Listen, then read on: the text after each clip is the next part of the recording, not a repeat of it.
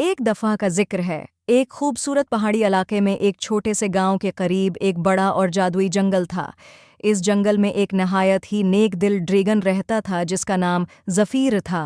زفیر کا دل سونے کا تھا اور وہ ہمیشہ دوسروں کی مدد کرنے کے لیے تیار رہتا تھا، لیکن بدقسمتی سے گاؤں کے لوگ ڈریگنوں سے ڈرتے تھے، کیونکہ انہوں نے صرف خوفناک ڈریگنوں کے قصے سنے تھے جو آگ اگلتے تھے اور بستیوں کو تباہ کرتے تھے۔ زفیر کو گاؤں والوں کے ڈر کا علم تھا، اس لیے وہ کبھی بھی گاؤں کے قریب نہیں جاتا تھا۔ وہ جنگل میں ہی رہتا اور اپنے دوستوں کے ساتھ وقت گزارتا، جن میں پرندے، ہرن اور دوسرے جانور شامل تھے۔ وہ جانور زفیر کی نیکیوں کے قائل تھے اور اس سے بہت محبت کرتے تھے۔ ایک دن گاؤں میں ایک بہت بڑا طوفان آیا۔ طوفان کی شدت سے گاؤں کے لوگ خوفزدہ ہو گئے اور ان کے گھر تباہ ہونے لگے۔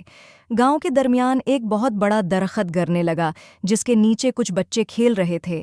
گاؤں والے بے بس ہو کر دیکھ رہے تھے کیونکہ درخت اتنا بھاری تھا کہ اسے کوئی بھی نہیں روک سکتا تھا۔ زفیر کو طوفان کی خبر ملی اور وہ فوراً گاؤں کی طرف بھاگا۔ اس نے اپنی پوری طاقت جمع کی اور ہوا کی رفتار سے گاؤں پہنچ گیا۔ گاؤں والے حیران اور خوفزدہ تھے جب انہوں نے زفیر کو دیکھا، لیکن ان کے پاس اور کوئی چارہ نہیں تھا۔ زفیر نے اپنی مضبوط پونچھ سے گرنے والے درخت کو روکا اور بچوں کو بچا لیا۔ اس نے گاؤں کے تباہ شدہ گھروں کی مرمت کی اور لوگوں کو محفوظ مقامات پر منتقل کیا۔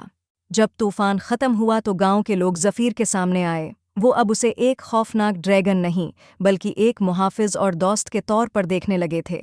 گاؤں کا سردار آگے بڑھا اور زفیر کا شکریہ ادا کیا۔ انہوں نے اپنی غلط فہمی پر معافی مانگی اور زفیر کو اپنا دوست قبول کیا۔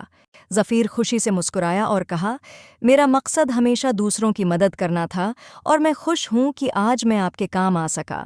اس دن کے بعد زفیر گاؤں کا حصہ بن گیا۔